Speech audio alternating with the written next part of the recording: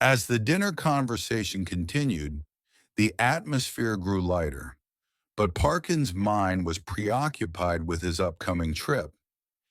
He had always taken his studies seriously, so much so that his foray into golf was something of an experiment for him.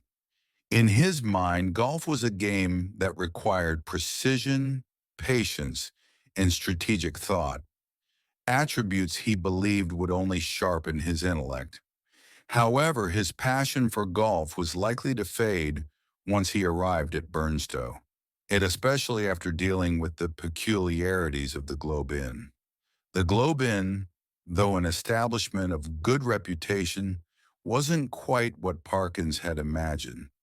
The room with two beds seemed a minor inconvenience, but his deeper concern was the solitude it might bring. He often found the prospect of socializing, especially with people like Rogers, a nuisance. Still, it seemed that Rogers was determined to keep the conversation going, making light of Parkin's dislike for the supernatural. Ghosts, Rogers had said with a grin. Those are the things that make a place like Burnstow interesting, don't you think? Parkins remained silent, unable to rebuke the comment without causing a scene. Ghost stories, however popular among his peers, were of no interest to him. He considered them a distraction and much preferred a good academic text or perhaps an evening alone on the golf course to the eerie tales that often filled the air in such social settings. Ghosts are a matter for superstition, Rogers, Parkin said finally, attempting to steer the conversation back to something more agreeable. And I do not give them much thought. But Rogers, ever the mischievous conversationalist, wasn't done. Oh, come now, Parkins. Surely you don't believe in those old myths. Don't tell me you're afraid of a little harmless story about the supernatural. Professor Parkins paused for a moment, his fingers tightening around his fork. He was annoyed now, but he knew better than to let his temper show. I'm not afraid, Rogers, he replied coolly. But I do think there's a time and place for everything. A place like Burnstow, with its crumbling ruins, might not be the best spot to indulge in such nonsense. Well, Rogers said with a smirk, if you change your mind, you know where to find me. Perhaps, after all, it will be useful for me to keep the ghosts at bay for you. The other men at the table chuckled, but Parkins could not hide the flush of embarrassment that crept up his neck. He shifted uncomfortably in his seat, feeling the weight of their gazes upon him. He could already picture the small, quaint Globe Inn by the sea, with its worn floors and, no doubt, its fair share of whispered ghost stories in the local tavern. The prospect of working there in peace, away from his usual academic setting, was beginning to seem less appealing by the minute. Well then, said the man who had first mentioned the Templar Church, trying to steer the conversation back on track. If you do get a chance, Parkins, take a look at the old church. It's not much, but it might be worth your time. Parkins nodded politely, eager to focus on something more practical.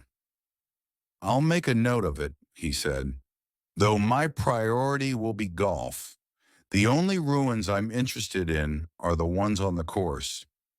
The group chuckled again, and as dinner drew to a close, Parkins felt a strange mix of excitement and dread about his upcoming trip. He was determined to improve his golf game, but a part of him also couldn't shake the feeling that Burnstow held more than just old church ruins and ghost stories. There was something about the place that seemed off, but he wouldn't let that worry him. Golf, after all, was a much more reliable companion than any phantom. As he left the dining hall, the cold night air wrapped around him, and Parkins was left alone with his thoughts. He wondered what he might discover at Burnstow. Would it be the peaceful retreat he envisioned, or something more unsettling? He wasn't sure, but he intended to find out. His voice got a little louder. I cannot accept the idea of ghosts. It is the complete opposite of everything I believe. I hold, as you know, very strong opinions on this matter. Oh, yes, we know that, said Rogers.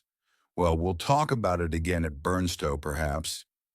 From this conversation, it will be clear that Parkins was indeed a very serious young man, quite unable, sadly, to see the funny side of anything, but at the same time very brave and sincere in his opinions.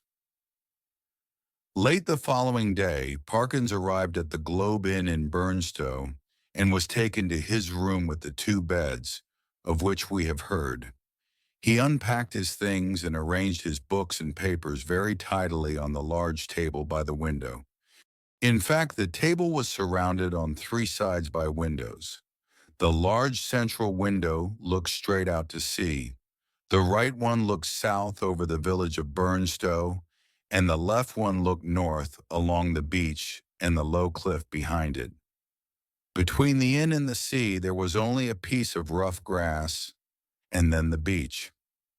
Over the years, the sea had slowly come closer. Now it was no more than 50 meters away. Most of the people staying at the Globe were there for the golf. One of them was Colonel Wilson, an old soldier with a very loud voice and very strong opinions. Professor Parkins, who was as brave as he was honest, spent the first day of his holiday playing golf with Colonel Wilson and trying to improve his game. Perhaps he was not wholly successful in this, because by the end of the afternoon, the colonel's face was a most alarming color. Even his mustache looked angry, and Parkins decided that it would be safer not to walk back to the inn with him. He thought he would walk along the beach instead and try to find the remains of the Templar church. He found them very easily, by falling over some of the old stones, in fact. When he picked himself up, he saw that the ground all around him was broken up with shallow holes and bits of old stone wall covered in grass. The Templars used to build round churches, Parkins remembered, and even after hundreds of years there were enough grass-covered stones left to show the circle of the outer wall. For a time, Parkins walked around, looking and measuring and making notes in his notebook. There was a large stone in the center of the circle, and Parkins noticed that the grass had been pulled away from one corner of it. He knelt down and, using his pocket knife, dug away some more of the grass to see the stone underneath. As he did so, a piece of earth fell inwards, showing that there was a hole under the stone. He tried to light a match to see inside, but the wind was too strong. So he put his hand into the hole and felt around with his knife. The sides, top, and bottom of the hole were smooth and regular, he discovered. It must be a man-made hole in a wall. As he pulled the knife out, he heard the sound of metal on metal. There was something in the hole. He put his hand back in, and his fingers found a thin piece of metal. Naturally enough, he pulled it out and saw that it was a piece of metal pipe about 10 centimeters long, also man-made and clearly very old. By this time, it was getting too dark to do anything more. So he put the metal pipe in his pocket and started to walk home along the beach. In the evening half-light, the place seemed wild and lonely, and a cold north wind blew at his back. Far ahead of him, he could see the lights of the village, but here there was only the long, empty beach with its black wooden breakwaters and the shadowy, whispering sea. He crossed the stones higher up on the beach and went down to the sand, which was easier to walk on, although he had to climb over the breakwaters every few meters. When he looked behind him to see how far he had come, he saw that he might have a companion on his walk home. A dark figure, some way back, seemed to be running to catch up with him, but he never seemed to get any closer. It couldn't be anybody he knew, Parkins thought, so he did not wait for him. However, a companion, he began to think, would really be very welcome on that cold, dark beach. He suddenly remembered the stories he had read in his less sensible childhood, stories of strange companions met in lonely places. What would I do now, he wondered, if I looked back and saw a black figure with wings and a tail? Would I run or would I stand and fight? Fortunately, the person behind me doesn't look like that, and he seems to be as far away as when I first saw him. I shall get my dinner before he does. And, oh dear, it's nearly time for dinner now. I must run. At dinner, the professor found the colonel much calmer than he had been in the afternoon. Later, the two men played cards together, and as Parkins played cards much better than he played golf, the colonel became quite friendly, and they arranged to play golf together again the next day. When Parkins returned to his room, he found the little metal pipe where he had put it on the table. He looked at it carefully and realized that it was a whistle. He tried to blow it, but it was full of earth, so he took out his knife and cleared the earth out onto a piece of paper, which he then shook out of the window. As he stood at the open window, he was surprised to see someone standing on the grass in front of the hotel, although it was almost midnight. He shut the window and took the whistle over to the light to look at it again. He cleaned the dirt off and found that there were letters deeply cut along the side of the whistle. Now that's Latin, he said to himself. I think it means, who is this who is coming? Well, the best way to find out is clearly to whistle for him. He put the whistle to his lips and blew, then stopped suddenly, surprised and pleased at the sound he had made. It was a soft sound, but also seemed to travel a long way, and it brought a picture into his mind, a picture of a wide, dark place at night with a fresh wind blowing, and in the middle, a lonely figure. But at that moment, a real wind made his window shake, and the picture disappeared.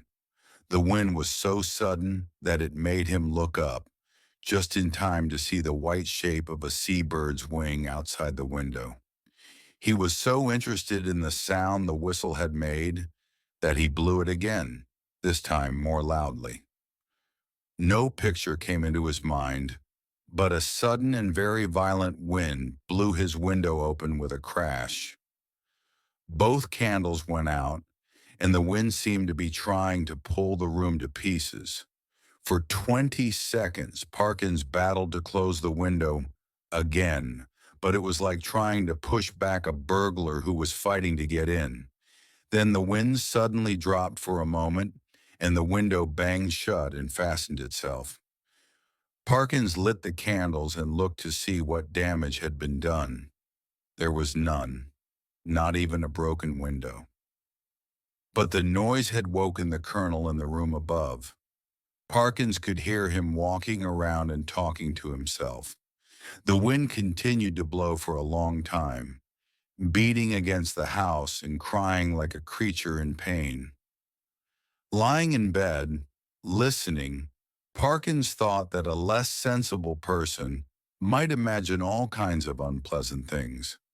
In fact, after a quarter of an hour, he thought that even sensible people would prefer not to hear this sound.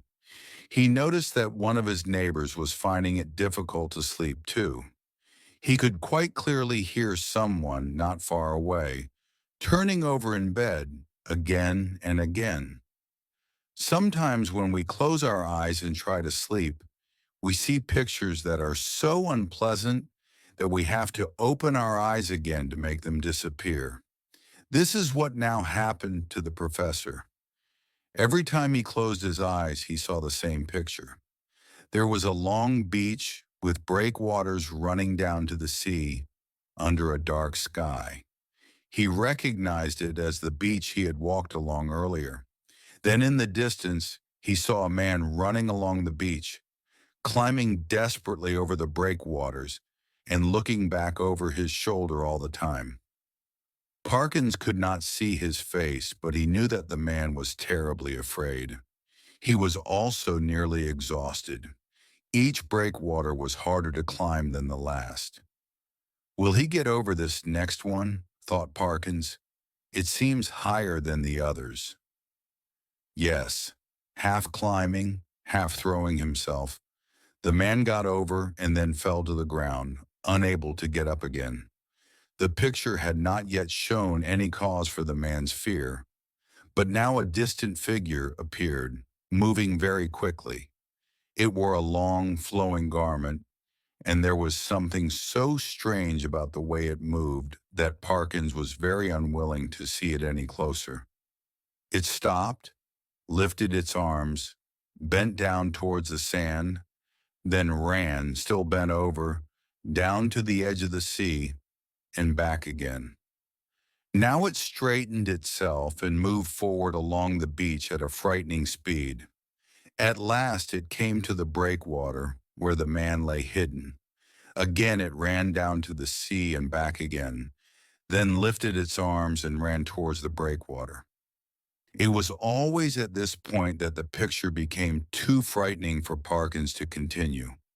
With a violent shake of the head, he pushed the picture out of his mind and fell into a troubled sleep.